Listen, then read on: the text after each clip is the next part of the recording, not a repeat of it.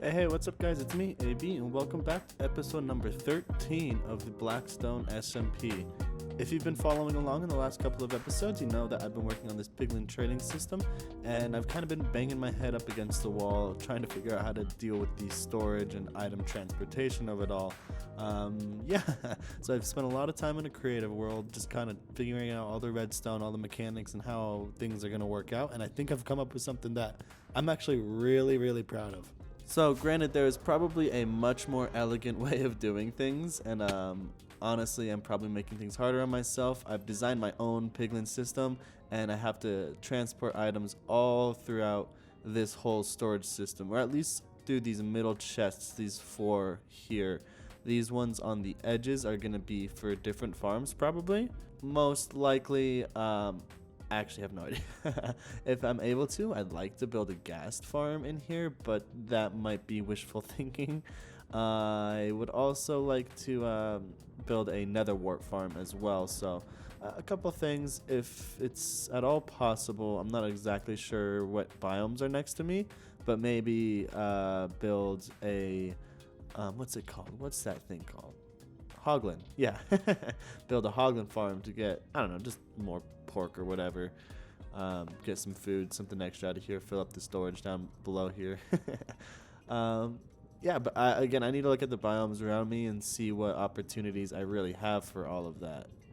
So like I said, the big obstacle is transporting all of the items through these chests. So obviously in the nether you can't use water streams, and minecarts are just not great. It's not a great option using minecarts. And also hoppers are slow. Really slow. They're enough to deal with about 1 system's worth of items, or like 4 piglins worth, but as soon as you start adding any more on, then it's gonna overflow super quickly. And so that's kind of the stuff I've been dealing with, trying to keep that overflow from happening. And yeah, a lot of that is with the unstackable items, the books and the armor and the potions and all that stuff you get out of the Piglin trading system, but I don't need any of that. I can pretty much toss all of that, and that's actually exactly the plan. Is I'm getting rid of every last bit of it. If I need to keep some of it, I'll throw a chest in there that'll pick it up, and I'll get some more soul speed books or whatever. But right now I have like over a chest full of them, so I'm totally set on those for probably, honestly, forever. So my solution actually ended up being one of my favorite things, and probably should have been more obvious sooner into the process. I am going to be using ice paths and slime block launchers, which work really well. Again, like, I have kind of a base setup for it that'll get me exactly the distance that I need for this setup here, but truly anything more would just not work. Like, genuinely, it would end up not working, or you'd have to insert some other kind of system into there, which I don't know how I would make, but it would be like this complex block switchery kind of secondary launcher. I don't know, you'll see what I mean in a little bit. Alright, so I've obviously spent a lot of materials already putting in all of these chests and all of these redstone lamps, and there needs to be hoppers behind everything. I've got a good bit here and some more redstone and all that. I just whipped up like 22 cleric villagers to get myself some redstone as well. So yeah, I've been definitely hard at work gathering resources, and I need to do a lot more of that. But before I go do that, I'm going to show you guys the system in my creative world, or at least kind of the idea, because it's not fully built out. I'm not going to do it there because I don't want to build it twice. But the ideas are there, and the concept is all locked in place. So I'm going to show you guys what the plan is and show you how it's going to end up working out. Alright, welcome back to the creative world. So this is where I figured out the redstone system. And as you can see below me, there's this little ice path that just has items launching all the way over. All of these pushers, the pistons with the slime blocks, they're all timed to, I think, 20 ticks to, all launch together. And whenever items drop out of the dropper, they will all end up getting pushed, and all of the items that are coming over will not get blocked by the slime block. I thought this was going to be a lot harder to do, but once I figured out it was only going to take 20 ticks to get items to launch across, I was able to time them all together and activate all the pistons at the same time, which, made it really smooth. I was able to just figure out 20 ticks by, honestly, like, trial and error. I started with like 15 or something, kind of, I don't know. I just tried a few things and figured it out in like probably 20 minutes of testing or whatever.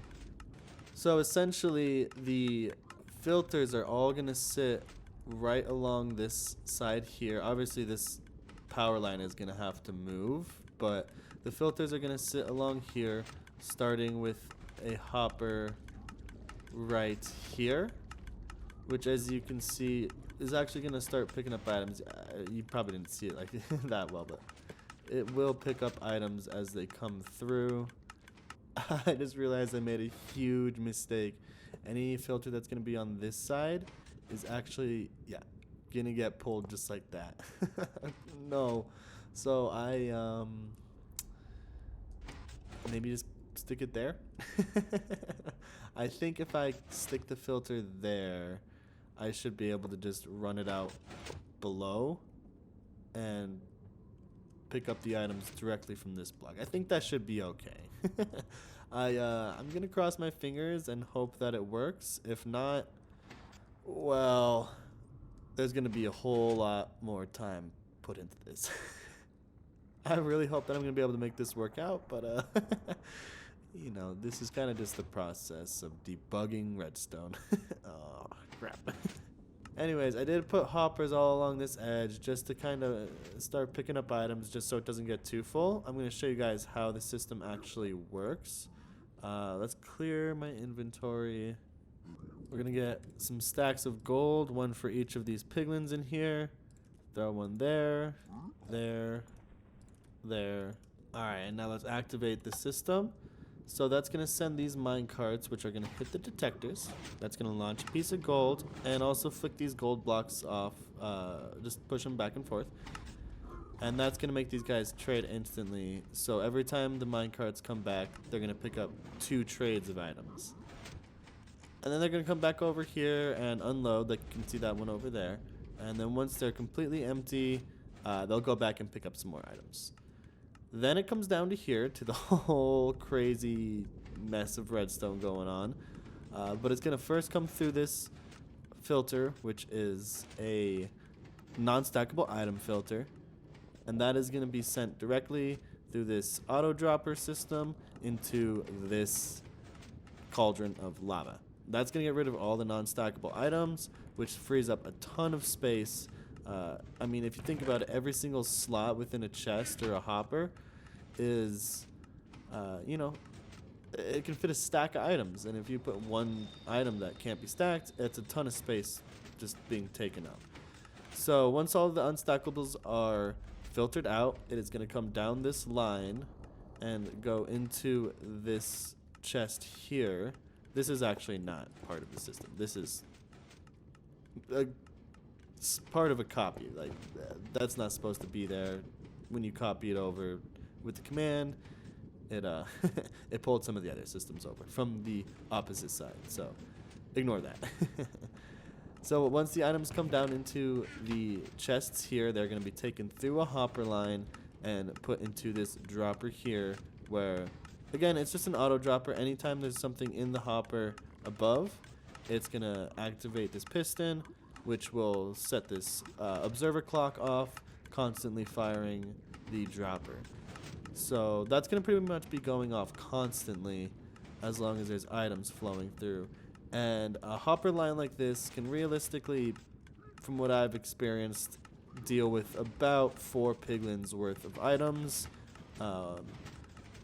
That's kind of before the other items are removed, the non-stackables, but just to be on the safe side, it's more just like overflow protection at this point.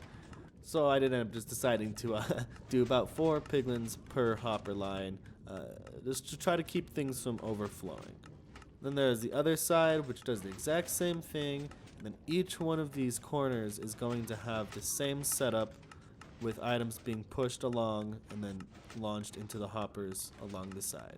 So this whole system is going to be copied over just in reverse on the other side, and then we'll have a total of 16 piglins trading items and launching them all into our storage system. I've put in a ton of work into this, and I mean, I hope that's helpful. I probably am not gonna go like block for block through any of this.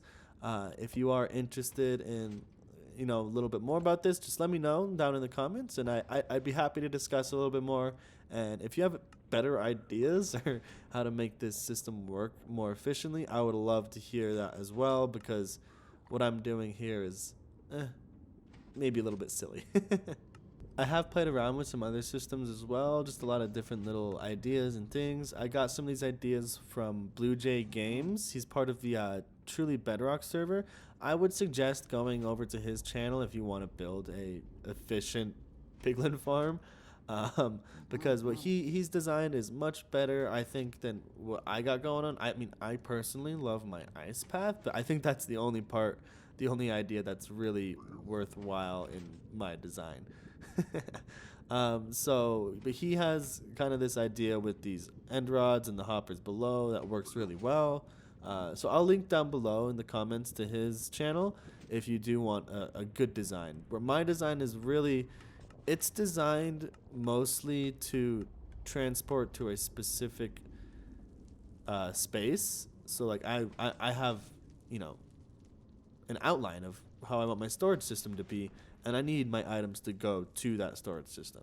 So I've had to adapt around that, sacrifice compactness, and really probably do some inefficient things to make it the way I want. And then the top part, honestly, like I love it. I think it's really clever and fun, but it is probably not the best way to do this in Bedrock. It's just my personal design, and I had fun making it, and every time I go to designing a different chamber or like copying somebody else's, I'm like, why? No, I've thought through these problems. I enjoy what I've come up with, so I think I'm gonna stick with it for now, and hopefully everything works out. Again, that being said, like, if you have better ideas, if you know how to make this system like work better, or if you just have designed something better on your own, I would love to talk about it. I'd love to know about it. Let me know in the comments, send me a message. It'd be really cool to hear or find the best, most optimal piglin bartering system that you can really do in Bedrock with the gold block mechanic. It hasn't been removed. I don't know why, but it's definitely a glitch, and I want to take advantage of it. So I know there's better ways to do it with like regular piglin trading where you're not using a glitch, but I think it's just an opportunity that I don't want to waste. So let me know down in the comments, and I'd love to hear what you guys have to say. Alright, we're back into the Blackstone SMP server now, and I just have to do some resource collection, really, so I'm gonna go take some time and do that. Alright, there's definitely some more issues, and I gotta do a little bit more debugging here, but I think we're pretty close to getting things figured out how I want them to be. I do unfortunately think that's going to be all the time I have for today's video though, so thank you so much for watching. If you did enjoy it, make sure you hit the like button down below and subscribe for more Minecraft videos like this. And I'll see you guys next time. Thanks so much for watching. Bye!